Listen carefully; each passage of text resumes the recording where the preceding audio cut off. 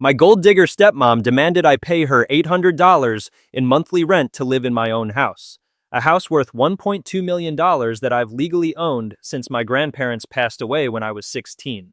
Tracy even printed an official lease agreement with my name listed as the tenant and hers as the landlord. She seemed genuinely surprised when I asked how she planned to rent out a property I'd been paying the taxes, insurance, and utilities on since I inherited it. While Tracy played homeowner, I became the live-in help. I cooked, I cleaned, I covered the bills. Meanwhile, her 24-year-old son, Brandon, moved into the master bedroom so he could focus on content creation, which mostly meant filming TikToks while I worked 2 jobs to keep the house running. Tracy treated my inheritance like a reward she'd won instead of an asset she didn't legally own. She wore designer bags that didn't quite pass inspection and talked about her house to anyone who would listen. What she didn't know was that the security cameras she insisted on installing for safety had been quietly documenting everything. The missing jewelry, the late-night threats, the way she talked about getting rid of me once she thought I had nowhere else to go.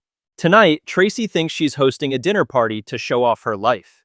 What she doesn't know is that dessert comes with paperwork, eviction notices, recorded audio, and a deed that proves exactly who the legal owner has been all along. Some people learn property law from a lawyer. Others learn it from the 22-year-old who owns the house they thought they could take. Tracy didn't start out this bold. When she first appeared in my father's life 3 years ago, she was careful, all calculated charm, and practiced modesty. She wore what she called vintage designer, pieces that looked convincing from a distance and suspicious up close, and spoke about them like they carried stories instead of price tags. She had a way of finding men who were newly widowed and financially comfortable.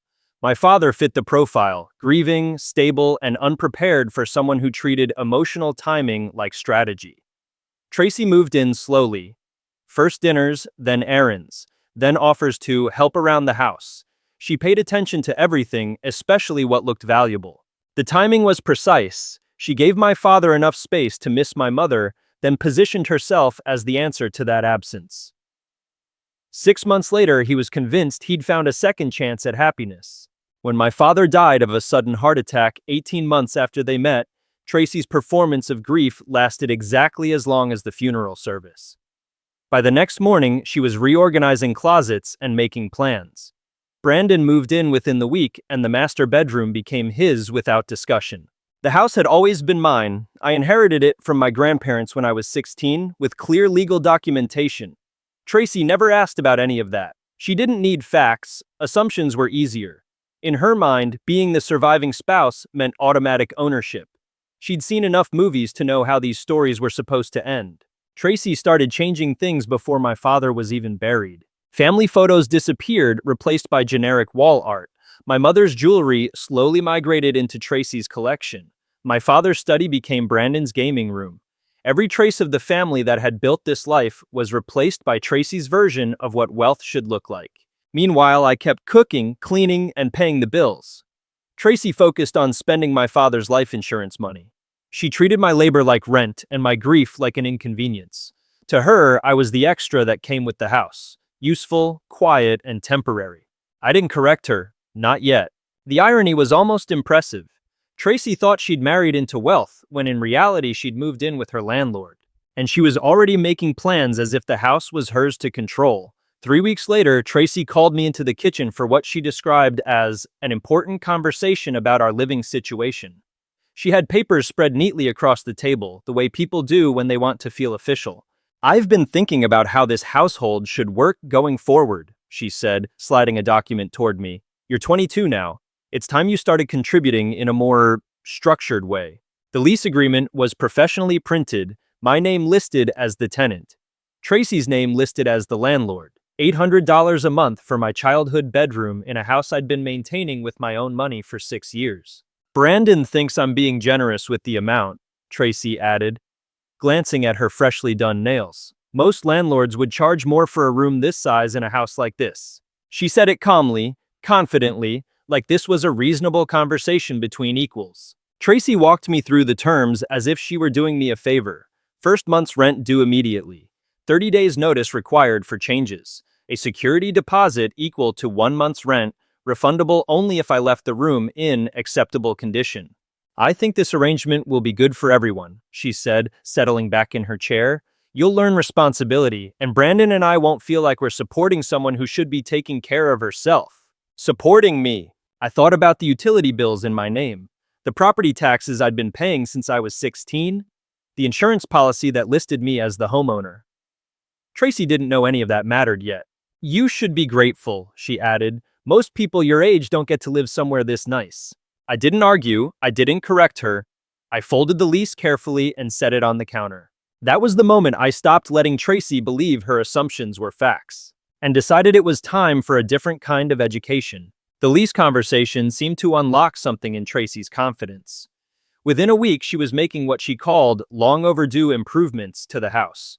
A $3,000 sectional appeared in the living room, replacing furniture my family had used for years. The old stuff was so dated, Tracy said when I found the original couch on the curb. This house deserves to look like the investment it is. She redecorated room by room with furniture that photographed well and disappointed on contact. Everything had that generic luxury showroom look, impressive from a distance, flimsy up close. The coffee table alone cost more than most people's rent and still wobbled when you set a glass down. She spent like ownership was already settled. Tracy talked constantly about resale value and curb appeal, as if flipping the house was already part of her long-term plan. She discussed paint colors and flooring upgrades with friends on the phone, using phrases like, "when I refinance," and "once the house is officially mine." I listened from the hallway while she spoke with complete confidence about decisions she had no legal right to make. Brandon chimed in occasionally, offering opinions on which renovations would look best on camera. Neither of them ever asked who was paying. Invoices arrived addressed to Tracy, but the charges quietly landed on accounts I controlled. Utilities climbed, internet upgrades appeared, subscription services multiplied. Tracy never noticed the pattern, only the convenience. She mistook silence for consent. Every receipt, every charge, every assumption went into a growing mental ledger. I didn't argue. I didn't interrupt. I let Tracy continue building her version of reality on top of paperwork she'd never bothered to read. Brandon followed her lead. The master bedroom became his creative studio, complete with lighting rigs, multiple gaming setups, and a ring light positioned precisely for what he called lifestyle content. "Content creation is a real business, Lucy," he told me while I cleaned around his equipment. "You wouldn't get it. I'm building a brand." His brand required specific meals that photographed well, absolute silence during recording, and spotless common areas in case he needed background shots. When I mentioned the electricity bill, he stared at me like I'd suggested turning off the internet. "That's an investment in my future," he said, adjusting the ring light. "Besides, Tracy handles the household stuff now." I made a note of that phrasing. 2 freeloaders, 1 house. The security system upgrade came next. Tracy announced that a house this valuable needed better protection, especially with Brandon's equipment around. Cameras went into every common area, motion sensors on the doors, a central monitoring system that uploaded everything to the cloud. "You can never be too careful," Tracy said, admiring the sleek new control panel. "This will catch anything suspicious." I nodded, smiled, and paid attention while the technician explained how to access the recordings. Tracy was focused on guarding a house she didn't own. She never considered who else might be watching. The cameras were installed to protect Tracy's assumptions. They were going to document her mistakes. The cameras captured Tracy's first mistake within 3 days. I was reviewing footage from the bedroom hallway when I saw her enter my parents' room, the one I'd kept exactly as it was after my mother died. She stayed inside for nearly 20 minutes, moving slowly and deliberately. When I checked my mother's jewelry box later, 3 pieces were missing. A pearl necklace she wore to every anniversary dinner, her wedding ring, which my father had never moved, a small diamond bracelet that had belonged to my grandmother. I didn't confront Tracy. I checked the footage again. The timestamps were clean. Tracy entering the room, Tracy opening the jewelry box, Tracy leaving with items in her hands. No hesitation, no confusion, just quiet certainty. I found the pieces 2 days later in Tracy's jewelry box, mixed casually with costume jewelry. She'd relocated them like decor. Ownership in her mind had already transferred. The cameras recorded the theft. That was enough. The audio recordings followed soon after. Tracy and Brandon often forgot about the system's sound features when they talked in the living room. Their conversations were stored automatically, right alongside the video Tracy believed was protecting her. "That brat acts like she owns the place," Tracy said in one recording. "Always watching, always in the way. I need to figure out how to get rid of her." Brandon didn't hesitate. "Just wait until you refinance, then you can do whatever you want." They talked about changing locks, raising rent, creating conditions that would push me out. Tracy used phrases like "my house" and "my property" without irony. They thought privacy came from closed doors. Listening to the recordings back to back, I noticed something else. Tracy never spoke in hypotheticals. She didn't say if or maybe. She spoke like ownership was already settled, like time was the only thing standing between her and full control. Brandon echoed that certainty. He never questioned whether the house was theirs, only how soon they could act like it. Every plan assumed I would eventually leave quietly, embarrassed and without resistance. That was the moment I stopped thinking of this as confusion or entitlement. It was a strategy built on the assumption that I wouldn't push back. I scheduled a consultation with a property attorney the next morning. I brought the deed, the inheritance paperwork, the lease Tracy had drafted, and the footage. The attorney didn't need long. "You're the legal owner," he said. "They're guests at best, trespassers at worst. The theft makes this much easier." He outlined my options: eviction, criminal charges, or both. The law was clear. The evidence was better. I didn't act immediately. Tracy was already planning her next move. She told friends she wanted to host a dinner party. Something elegant, something public. Neighbors, friends, maybe even some of Brandon's content creator contacts. "It's time people saw how well I've done," she said in one recording. "This house is exactly what I deserve." A dinner party, in my house, built on my inheritance. Tracy wanted an audience. I decided to let her have one. That night I pulled out every piece of documentation I'd been quietly maintaining for 6 years. The will from my grandparents left the house to me in plain language. The deed had been transferred into my name when I turned 18. Property tax records showed uninterrupted payments under my name from the moment I inherited the house. While Tracy spent 2 years making assumptions about paperwork she'd never asked to see, I'd been the legal owner, taxpayer, and insurance holder of everything she thought belonged to her. The documents told a simple story. I owned the house, Tracy lived in it without permission. Tracy demanded rent from me for my own property. Even Brandon would understand that math. I owned everything Tracy claimed was hers. Next came the financial trail. 6 years of utility bills in my name. Homeowners insurance listing me as the sole policyholder. Association fees and maintenance costs paid from my accounts. Every upgrade Tracy approved, every purchase she ordered, every improvement she demanded had been funded by money she never contributed.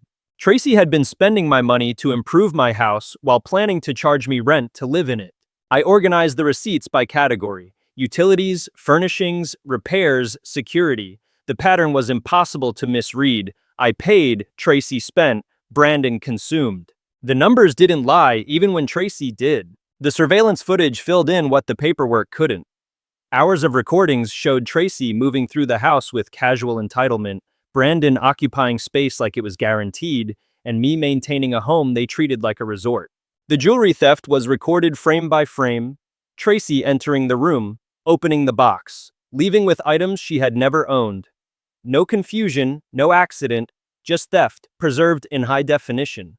The audio recordings were even more direct. Tracy talking about getting rid of that brat. Brandon discussing refinancing property he didn't own. Conversations about changing locks, raising rent, and forcing me out of my own house. They documented their own intent. Going through it all at once was almost surreal, not because it was shocking, but because it was so consistent. Tracy never slipped, Brandon never hesitated, every action assumed the same outcome, that I would stay quiet, confused, and eventually gone. There was no moment of doubt in the recordings. No discussion about whether they had the right to do any of it. They spoke like people who believed ownership was a feeling, not a document. That was when it stopped being personal. This wasn't betrayal or greed, it was a calculated expectation that I wouldn't assert myself, that silence meant surrender. Every assumption, every threat, every confident lie about ownership was stored on the security system Tracy had insisted on installing. The legal path was clean: a formal eviction notice, 30 days to vacate, criminal charges for theft if necessary. The attorney had been clear. As the legal owner, I wasn't removing family, I was removing trespassers. Ironically, Tracy's lease agreement strengthened my position. By trying to establish herself as a landlord without legal ownership, she'd created written evidence of her false claim to the property. I printed everything, labeled it, placed it into a single folder. The dinner party Tracy was planning would be perfect timing. She wanted witnesses. She wanted validation. She wanted people to see what she called her success. She was going to get an audience. Everything was documented. Everything was legal. All that was left was to let Tracy explain herself in a house she never owned. Tracy spent the next week planning what she called the perfect dinner party. She invited 6 neighbors, 3 friends, and 2 people from Brandon's content creator circle. The guest list read like a catalog of everyone she wanted to impress. "I want them to see how beautiful this house really is," she told Brandon while arranging flowers she had charged to my credit card. "People need to understand the kind of life I've built." She hired a catering company, rented expensive table settings, and bought wine that cost more than most people's weekly groceries. Every detail was designed to project success, stability, and ownership.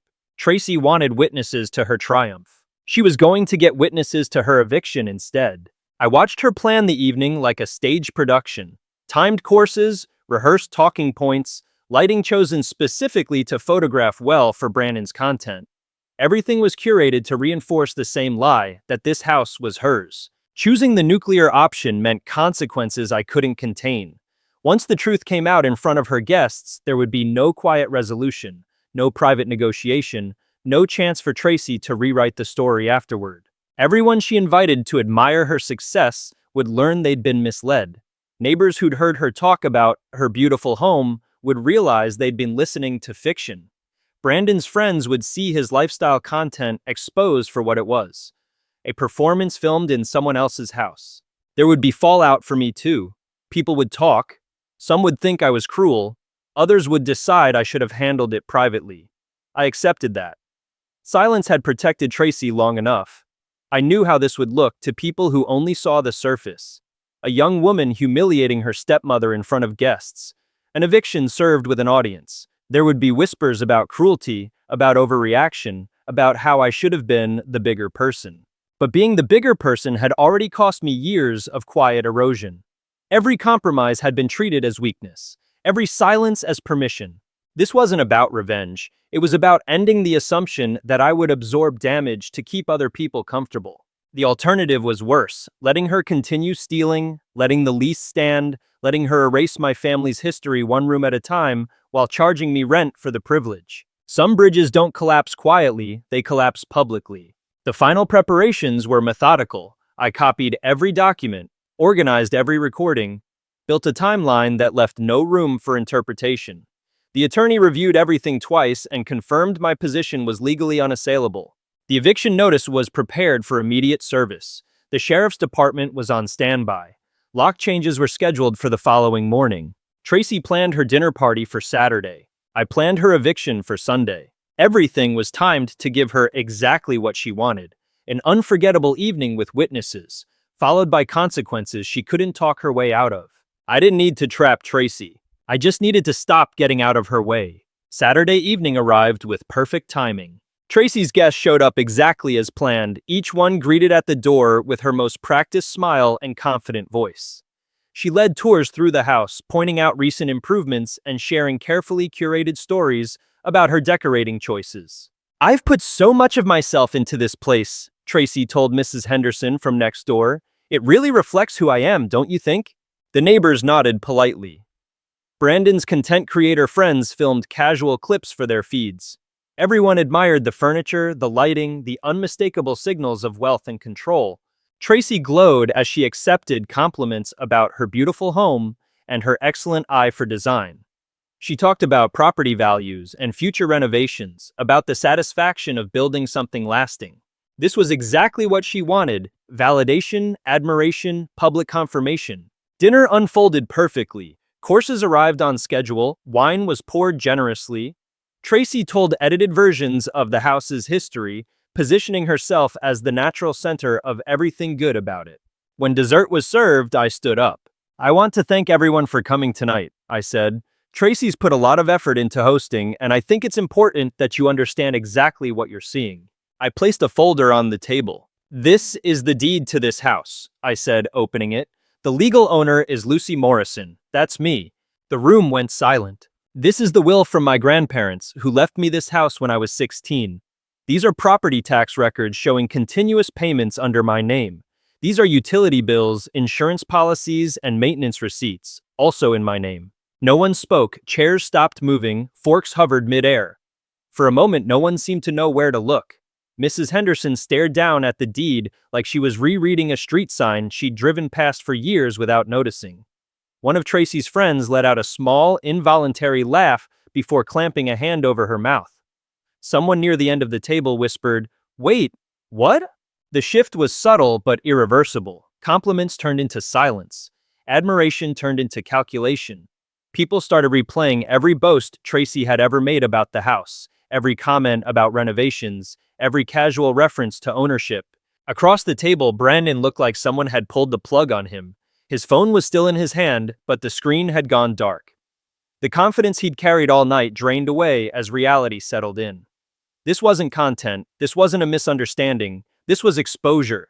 Tracy tried to laugh it off, but the sound came out brittle.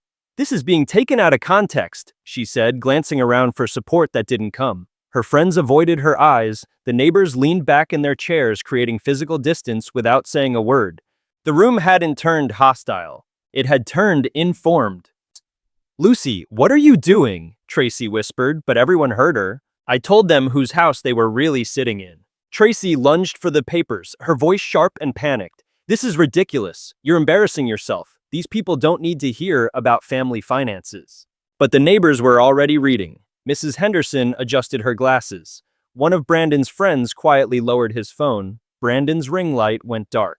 You don't understand," Tracy insisted, turning to her guests. "I've taken care of this place, I've improved it, I made it beautiful." The gaslighting came automatically, even with witnesses watching it fail. I reached into the folder again and pulled out a single page. "This is a 30-day eviction notice," I said calmly, handing it to Tracy. "You and Brandon have until next month to vacate my property." Tracy stared at the paper, her mouth opening without sound. "You can't do this," she said finally. "This is my home."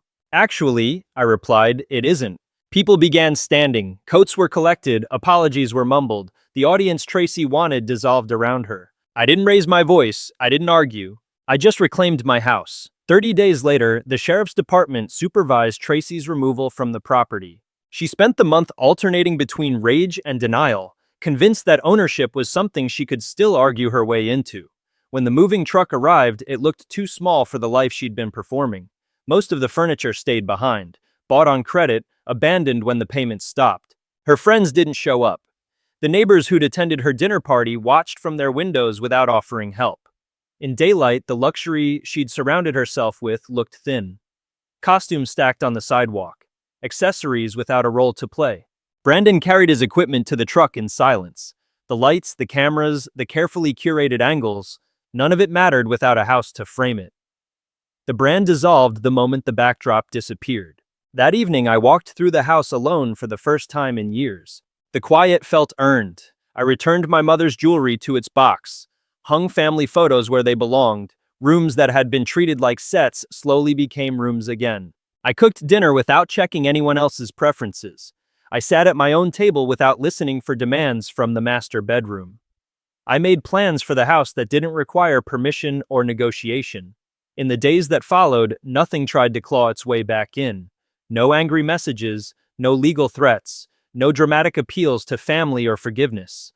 Just absence. I realized how much noise I'd been living with before. Not just voices, but expectations. The constant sense that I needed to justify my space, my choices, my existence in a house that had always been legally mine. Silence wasn't empty. It was ownership settling into place. Nothing dramatic happened after that. The house simply became mine again. And that turned out to be more than enough.